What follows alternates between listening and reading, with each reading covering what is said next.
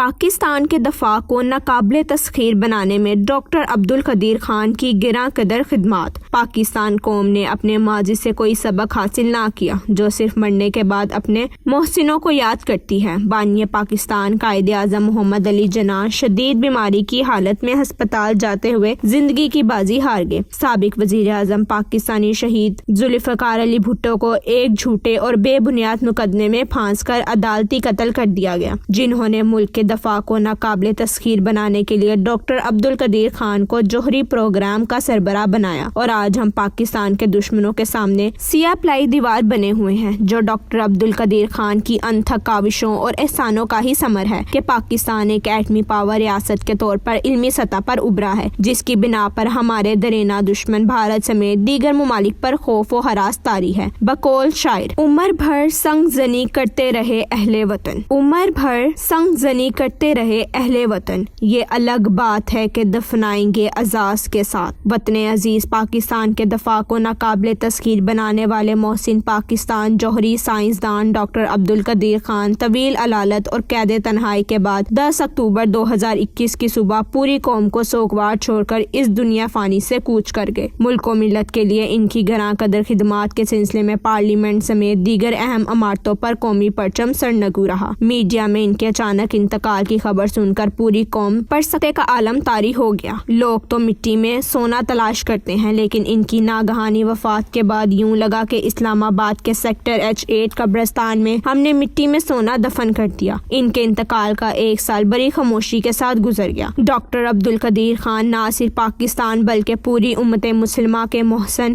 ہیں، جنہوں نے پاکستان کو جوہری طاقت بنا کر دنیا بھر کے مسلمانوں کے خلاف سازش میں ملوث مغربی ممالک کو منہ توڑ جواب دے دیا۔ اس عظیم مقصد کو شرمندہ تعبیر بنانے کے لیے انہوں نے شدید نامساعد حالات کا سامنا کیا، جس کا انہوں نے اکثر میڈیا میں اظہار بھی کیا۔ سیکیورٹی کے خدشات کے پیش نظر ان کو نقل و حرکت کی آزادی حاصل نہیں تھی۔ ان کے قریبی عزیز و اقارب کو بھی طویل سیکیورٹی کلیئرنس کے مراحل کے بعد ہی ملنے کی اجازت تھی۔ روس، اسرائیل، چین، Bharat, Iran, Thailand, Libya شامل کوریا سمیت دیگر ممالک کے جوہری سائنسدان ایٹمی رازوں کے امین ہونے کی وجہ سے ہر وقت سیکیورٹی حصار میں رہتے ہیں، لیکن ان کو بعض معاملات میں مکمل آزادی حاصل ہوتی ہے۔ لیکن ڈاکٹر عبدالقدیر خان کو نقل و حرکت کے مقدمے کی سماعت کے دوران سپریم کورٹ میں کمرہ عدالت تک پہنچنے کے لیے بھی حکومت رکاوٹوں کا سامنا کرنا پڑا ہے۔ ان کے وکیل توفیق آصف کو بھی عدالت کے حکم پر رسائی دی گئی۔ ان کے وکلا نے کہا کہ یہ کیسے آزاد شہری ہیں جن کو اپنے وکلا تک بھی رسائی حاصل نہیں۔ بعد ازاں بڑی مشکل سے ان کے وکلا سے ملاقات کرائی گئی۔ آزاد قومیں ہمیشہ اپنے محسنوں کی قدر کرتی ہیں اور ان کی کاوشوں کو تاریخ میں سنہرے حروف سے لکھا جاتا ہے، لیکن ڈاکٹر عبدالقدیر خان کو اس وقت قربانی کا بکرا بنایا گیا جب 2004 میں پاکستان مخالف غیر ملکی حلقوں کے دباؤ پر اس وقت کے صدر پاکستان جنرل مشرف نے جوہری ساز و سامان کے مبینہ اسمگلنگ کے شک کی بنیاد پر میڈیا پر پوری پاکستانی قوم کے سامنے اعتراف جرم کرنے پر مجبور کرتے ہوئے ان کو اپنے گھر میں نظر بند کر دیا۔ اگرچہ سال 2009 میں ڈاکٹر عبدالقدیر خان کو ہائی کورٹ کے حکم پر نقل و حمل کی محدود اجازت دی گئی، اس کے باوجود پاکستان میں ان کو جوہری پروگرام کا معمار اور قومی ہیرو کی حیثیت حاصل ہے۔ ڈاکٹر عبدالقدیر خان کو ہالینڈ کی ایک عدالت اپنے سائنسدانوں کی رپورٹ پر اس وجہ سے بری کر دیا گیا کہ ان کے پاس جو ایٹمی راز ہیں وہ ان کی کتابوں میں بھی موجود ہیں۔ امریکہ کے خفیہ ادارے CIA نے ڈاکٹر عبدالقدیر خان کو 9 نومبر کے واقعے کے تناظر میں اسامہ بن لادن کے ساتھ جوڑنے کی بھی سازش کی، مگر وہ کوئی ٹھوس شواہد حاصل نہ کر سکے۔ ڈاکٹر عبدالقدیر خان نے ان تمام الزامات اور مصائب کا ہمت سے مقابلہ کیا۔ وہ بھارت کے علاقے بھوپال کے ایک پڑھے لکھے اور مذہبی گھرانے سے تعلق رکھتے تھے۔ عاجزی اور